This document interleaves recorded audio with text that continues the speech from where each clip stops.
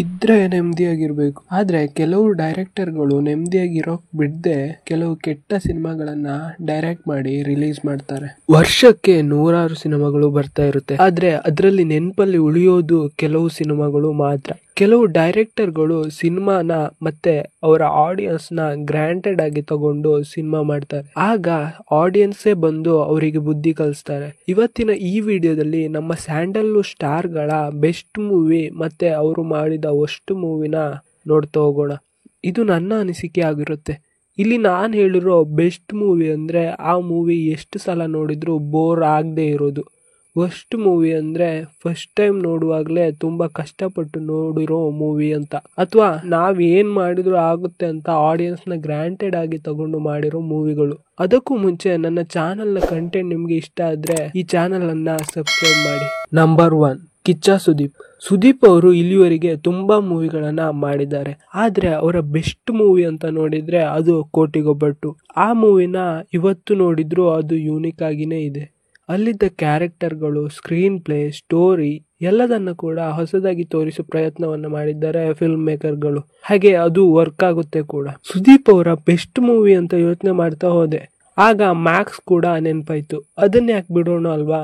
ಸುದೀಪ್ ಅವರ ಕೆರಿಯರ್ ಅಲ್ಲಿ ಇದೊಂದು ಯೂನಿಕ್ ಮೂವಿ. ಇದು ಕೂಡ ಸುದೀಪ್ ಅವರ ಬೆಸ್ಟ್ ಮೂವಿಗೆ ಸೇರುತ್ತೆ. ಸುದೀಪ್ ಅವರು ಮಾಡಿದ ಅಷ್ಟು ಮೂವಿ ಅಂದ್ರೆ ಅದು ಕೋಟಿಗೊಬ್ಬ 3. ಇಲ್ಲಿ ಎಷ್ಟು ಲೇಜಿ ರೈಟಿಂಗ್ ಇತ್ತು ಅಂತ ನಿಮ್ಗೆ ಗೊತ್ತಿರುತ್ತೆ. ಪಾರ್ಟ್ 2 ಹೇಗೋ ಹಿಟ್ ಆಯ್ತು, ಪಾರ್ಟ್ 3 ಮಾಡಿ ದುಡ್ಡು ಮಾಡೋಣ ಅನ್ನೋ ಯೋಚನೆ ಸಿನಿಮಾ ಮೇಕರ್ಸ್ ಗಳಲ್ಲಿ ಎದ್ದು ಕಾಣ್ತಿತ್ತು. ಸುಮ್ನೆ ಸೀಕ್ವೆಲ್ ಅಂತ ಮಾಡಿದ್ರು. ಪಾರ್ಟ್ 2 ಮತ್ತೆ ಪಾರ್ಟ್ 3ಗೆ ಕೆಲವೊಂದು ಮೇಜರ್ ಲಿಂಕ್ ಗಳು ಮಿಸ್ ಆಗಿತ್ತು. ನಂಬರ್ 2, ಪುನೀತ್ ರಾಜ್ಕುಮಾರ್. ಪುನೀತ್ ಅವರ ಬೆಸ್ಟ್ ಮೂವಿ ಅಂದ್ರೆ ನಂಗೆ ಅದು ಪರಮಾತ್ಮ. ಅಲ್ಲಿ ತುಂಬಾ ಒಳ್ಳೆ ಡೈಲಾಗ್ ಗಳಿತ್ತು, ಎಮೋಷನ್ ಇತ್ತು, ಒಳ್ಳೆ ಸ್ಟೋರಿ ಲೈನ್ ಕೂಡ ಇತ್ತು. ಆ ಕ್ಲೈಮ್ಯಾಕ್ಸ್ ಕೂಡ ತುಂಬಾ ಚೆನ್ನಾಗಿತ್ತು. ಅಲ್ಲಿ ಪುನೀತ್ ಅವರ ಕ್ಯಾರೆಕ್ಟರ್ ಕೂಡ ತುಂಬಾ ಚೆನ್ನಾಗಿ ಬಂದಿತ್ತು.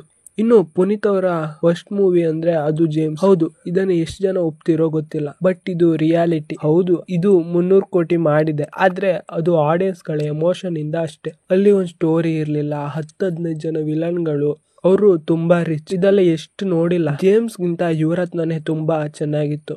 ಬಟ್ ಆಡಿಯನ್ಸ್ಗೆ ಫಿಲ್ಮ್ ಮೇಕರ್ಸ್ ಗಳು ಎಷ್ಟು ಬೇಡ್ಕೊಂಡ್ರು ಮೂವಿಗೆ ಜನನೇ ಬರ್ಲಿಲ್ಲ. ಪುನೀತ್ ಅವರ ಮೇಲಿದ್ದ ಪ್ರೀತಿ ಅಭಿಮಾನಕ್ಕೆ ಈ ಜೇಮ್ಸ್ ಮೂವಿ ಬ್ಲಾಕ್ ಬಸ್ಟರ್ ಆಯ್ತು.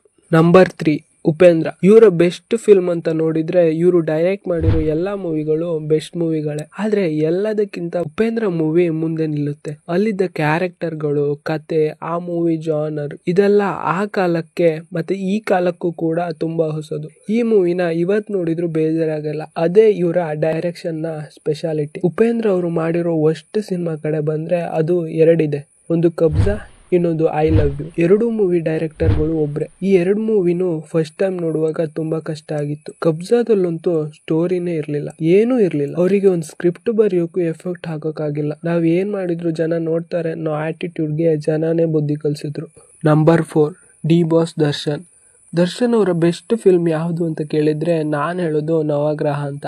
ಆ ಐಡಿಯಾ, ಆ ಸ್ಕ್ರಿಪ್ಟ್, ಆ ಕ್ಲೈಮ್ಯಾಕ್ಸ್ ಎಲ್ಲ ಅಚ್ಚುಕಟ್ಟಾಗಿ ಬಂದಿತ್ತು. ದರ್ಶನ್ ಅವರ ಕ್ಯಾರೆಕ್ಟರ್ ಕೂಡ ತುಂಬಾ ನೆನಪಲ್ಲಿ ಉಳಿಯುತ್ತೆ. ಹಾಗೆ ಮಧ್ಯೆ ಬರೋ ಗಳು ಕೂಡ ತುಂಬಾ ಚೆನ್ನಾಗಿದೆ. ಇದನ್ನ ದಿನಕರ್ ಅವರೇ ಟ್ರೈ ಮಾಡಿದ್ರು ಮತ್ತೆ ರೀಕ್ರಿಯೇಟ್ ಮಾಡೋಕ್ಕಾಗಲ್ಲ. ಈ ತರ ಮೂವಿಗಳು ಇಂಡಸ್ಟ್ರಿಗೆ ಬೇಕು ಅನ್ನೋದು ನನ್ನ ಅನಿಸಿಕೆ. ಹಾಗೆ ಇವರ ಫಸ್ಟ್ ಮೂವಿ ಯಾವುದು ಅಂತ ಅಂದ್ರೆ ಅದು 2 ಇದೆ. ಒಂದು ಒಡೆಯ, ಇನ್ನೊಂದು ಕ್ರಾಂತಿ. ಒಡೆಯ ರೀಮೇಕ್ ಅಂತ ಇಟ್ಕೊಳ್ಳೋಣ. ಕ್ರಾಂತಿ ಮೂವಿ ಕಡೆ ಬಂದ್ರೆ ಅದು ತುಂಬಾ ಹಳೆ ಸ್ಟೋರಿ. ಇಲ್ಲಿ ಡೈರೆಕ್ಟರ್ ಮೈಂಡ್ ಸೆಟ್ ಹೇಗಿತ್ತು ಅಂದ್ರೆ ಸ್ಟಾರ್ ಪವರ್ ಹಾಗೆ ಕನ್ನಡ ಕರ್ನಾಟಕ ಅಂತ ಸಿನಿಮಾದಲ್ಲಿ ಇದ್ರೆ ಫಿಲ್ಮ್ ಹಿಟ್ ಆಗುತ್ತೆ ಅನ್ನೋದು. ಬಟ್ ಆಡಿಯನ್ಸ್ ಅದನ್ನ ರಾಂಗ್ ಅಂತ ಪ್ರೂವ್ ಮಾಡಿದ್ರು. ಆಡಿಯನ್ಸ್ ನ ತುಂಬಾ ಗ್ರಾಂಟೆಡ್ ಆಗಿ ತಗೊಂಡ್ರೆ ಹೀಗೆ ಆಗೋದು. ನಂಬರ್ 5ಗೂ ಹೋಗೋಕ್ ಮುಂಚೆ ಒಂದು ವಿಷಯ. ಈ ಮುಂದೆ ಬರೋ ಆಕ್ಟರ್ ಗಳ ಬೆಸ್ಟ್ ಫಿಲ್ಮ್ ಈಸಿಯಾಗಿ ಹೇಳ್ಬೋದು, ಆದ್ರೆ ವರ್ಸ್ಟ್ ಫಿಲ್ಮ್ ಯಾವುದು ಅಂತ ಹೇಳಕ್ ಆಗ್ಲಿಲ್ಲ. ನಿಮ್ಗೆ ಈ ಸ್ಟಾರ್ ವರ್ಸ್ಟ್ ಫಿಲ್ಮ್ ಯಾವುದು ಅನ್ಸ್ತು ಅಂತ ಕಮೆಂಟ್ ಮಾಡಿ. ನಂಬರ್ 5, ಯಶ್ ಅವರ ಬೆಸ್ಟ್ ಫಿಲ್ಮ್ 3 ಇದೆ. KGF 1 and 2 ಮತ್ತೆ ಗೂಗ್ಲಿ. KGF 1 and 2 ಅಲ್ಲಿದ್ದ ಸ್ಟೋರಿ, ಕಾನ್ಸೆಪ್ಟ್, ರೈಟಿಂಗ್ ಎಲ್ಲದೂ ಹೊಸದೆ. ಈ 2 ಮೂವಿ ನಾನಂತೂ ಒಂದು 50 ಸಲ ನೋಡಿರ್ಬೋದು, ಬಟ್ ಒಂದ್ಸಲನೂ ಬೋರ್ ಆಗಿಲ್ಲ. ಇನ್ನು ಗೂಗ್ಲಿ ಕಡೆ ಬಂದ್ರೆ ಇದು ಅಷ್ಟೇ, ಯಾವತ್ತೇ ಉದಯದಲ್ಲಿ ಬಂದ್ರು ನೋಡ್ತೀನಿ, ಹಂಗಿದೆ ಈ movie. Hero character, dialogue, story ಎಲ್ಲ ಡಿಫ್ರೆಂಟ್ ಆಗಿದೆ. 12 ವರ್ಷ ಆಯ್ತು ರಿಲೀಸ್ ಆಗಿ, ಬಟ್ ಬೇಜಾರಂತೂ ಆಗಿಲ್ಲ ಮೂವಿ ನೋಡಿ. ಇವರ ವರ್ಸ್ಟ್ ಫಿಲ್ಮ್ ಅಂತ ಯಾವ್ದಿಲ್ಲ. ನಿಮ್ಗೆ ಯಾವ್ದಾದ್ರು ಅನ್ಸಿದ್ರೆ ಅದನ್ನ ಕಮೆಂಟ್ ಮಾಡಿ. ನಂಬರ್ 6, ಶಿವರಾಜ್ ಕುಮಾರ್. ಇವರ ಬೆಸ್ಟ್ ಮೂವಿ ನೀವು ಆವಾಗ್ಲೇ ಗೆಸ್ ಮಾಡಿರ್ತೀರಾ, ಅದೇ Om. Om movie all time blockbuster. Upendra ಅವರ ಡೈರೆಕ್ಷನ್, ಆ ಸ್ಟೋರಿ, ಆ ರೌಡಿಸಮ್ ಎಲ್ಲ ತುಂಬಾ ಚೆನ್ನಾಗಿ ಬರೆದಿದ್ದಾರೆ. ಈ ಫಿಲ್ಮ್ ರೆಕಾರ್ಡ್ ಬಗ್ಗೆ ನಾನೇನ್ ಸೆಪರೇಟ್ ಆಗಿ ಹೇಳ್ಬೇಕಾಗಿಲ್ಲ. ಈ ಫಿಲ್ಮ್ ನ ಈಗ ನೋಡಿದ್ರು ನಿಮ್ಗೆ ಖಂಡಿತ ಬೋರ್ ಆಗಲ್ಲ. ನಿಮ್ಗೂ ಈ ಮೂವಿ ಇಷ್ಟ ಆಗೇ ಇರುತ್ತೆ. ನಂಬರ್ 7, ರಕ್ಷಿತ್ ಶೆಟ್ಟಿ. ಇವರ ಬೆಸ್ಟ್ ಫಿಲ್ಮ್ ಸಪ್ತಸಾಗರದ ಆಚೆ ಎಲ್ಲೋ, ಸೈಡ್ ಎ ಮತ್ತೆ ಸೈಡ್ ಬಿ. ಇದು ತುಂಬಾ ಜನರು ಒಪ್ಪಲ್ಲ. ಈ ಸಿನಿಮಾ ತುಂಬಾ ಅಂಡರ್ ರೇಟೆಡ್.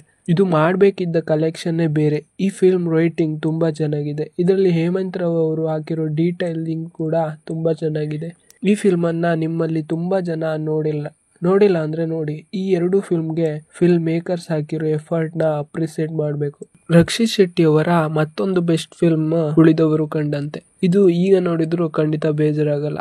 ಇದರಲ್ಲಿನ ಡೈರೆಕ್ಷನ್, ರೈಟಿಂಗ್ ಎಲ್ಲ ಆ ಕಾಲಕ್ಕೆ ತುಂಬಾ ಹೊಸದಾಗಿತ್ತು. ಇವರ ಫಸ್ಟ್ ಫಿಲ್ಮ್ ಕೂಡ ಸಿಕ್ಕಿಲ್ಲ. ಕೆಲವರು ತುಗ್ಲಕ್ ಅಂತ ಹೇಳ್ಬೋದು, ಬಟ್ ಅದನ್ನ ನಾನ್ ನೋಡಿಲ್ಲ, ಆದ್ರಿಂದ ಅದ್ರ ಬಗ್ಗೆ ನಾನ್ ಮಾತಾಡಲ್ಲ. ಇನ್ನು ರಕ್ಷಿತ್ ಶೆಟ್ಟಿ ಅವರೇ ಹೇಳ್ದಾಗೆ ಅವರ ವಾಸ್ತು ಪ್ರಕಾರ ಮೂವಿನ ಅವರು ಮಾಡಬಾರ್ದಿತ್ತು ಅಂದಿದ್ರು. ಬಟ್ ಅದು ಕೂಡ ವರ್ಸ್ಟ್ ಮೂವಿ ಅನ್ನೋ ತರ ಏನಿಲ್ಲ. ಮಿನಿಮಮ್ ಎಂಟರ್ಟೈನ್ಮೆಂಟ್ ಏನ್ ಬೇಕೋ ಅದು ಅಲ್ಲಿದೆ. ನಂಬರ್ 8, ರಿಷಬ್ ಶೆಟ್ಟಿ. ರಿಷಬ್ ಶೆಟ್ಟಿ ಅವರ ಬೆಸ್ಟ್ ಫಿಲ್ಮ್ ಕಾಂತಾರ. ಇದು ಯಾವ ಫಿಲ್ಮ್ಗೂ ಕೂಡ ಹೋಲಲ್ಲ. ಇದರಲ್ಲಿ ಇರೋದು ಮಣ್ಣಿನ ಕತೆ, ಹಾಗೆ ಅದನ್ನ ಜನ ಇಷ್ಟಪಟ್ರು. ಆ ಕ್ಲೈಮ್ಯಾಕ್ಸ್ ಮಾತ್ರ ಮರೆಯೋಕ್ಕಾಗಲ್ಲ ಬಿಡಿ. ಇನ್ನು ಇವರು ಕೂಡ ವರ್ಸ್ಟ್ ಫಿಲ್ಮ್ ಅಂತ ಯಾವ್ದು ಮಾಡಿಲ್ಲ. ನಂಬರ್ 9, ಧ್ರುವ ಸರ್ಜಾ. ನಂಗನ್ಸ್ದಾಗೆ ಇವರ ಬೆಸ್ಟ್ ಫಿಲ್ಮ್ ಯಾವ್ದು ಇಲ್ಲ. ಅದೆಲ್ಲ ಒಂದ್ಸಾರಿ ನೋಡ್ಬೋದು ಅಷ್ಟೇ. ಇವರು ಮಾಡಿರೋದು 5 ಫಿಲ್ಮ್ಗಳು. ಅದರಲ್ಲಿ ವರ್ಸ್ಟ್ ಫಿಲ್ಮ್ ಕಡೆ ಬಂದ್ರೆ ಅದು ಮಾರ್ಟಿನ್. ಪ್ಯಾನ್ ಇಂಡಿಯಾ ಟ್ರೆಂಡ್ ಇದೆ. ಬರೀ ಆಕ್ಷನ್ ಇಟ್ರೆ ಮುಗೀತು. 100 ಕೋಟಿ ಪಕ್ಕ ಅನ್ಕೊಂಡ ಟೀಮ್ಗೆ ಆಡಿಯನ್ಸ್ ಇದಲ್ಲಪ್ಪ ಸಿನಿಮಾ ಅನ್ನೋದನ್ನ AP ಅರ್ಜುನ್ ಅವ್ರಿಗೆ ಹಾಗೆ ಸಿನಿಮಾ ಟೀಮ್ ಅವ್ರಿಗೆ ಅರ್ಥ ಮಾಡಿಸಿದ್ರು. ಇವತ್ತಿಗೆ ಇಷ್ಟೇ. ಈ ವಿಡಿಯೋ ನಿಮ್ಗೆ ಇಷ್ಟ ಆಗಿದ್ರೆ ಈ ಚಾನಲ್ ಅನ್ನ ಸಬ್ಸ್ಕ್ರೈಬ್ ಮಾಡಿ. ಈ ವಿಡಿಯೋದ ಬಗ್ಗೆ ಅನಿಸಿಕೆಯನ್ನ ಕೆಳಗಡೆ ಕಮೆಂಟ್ ಮಾಡಿ.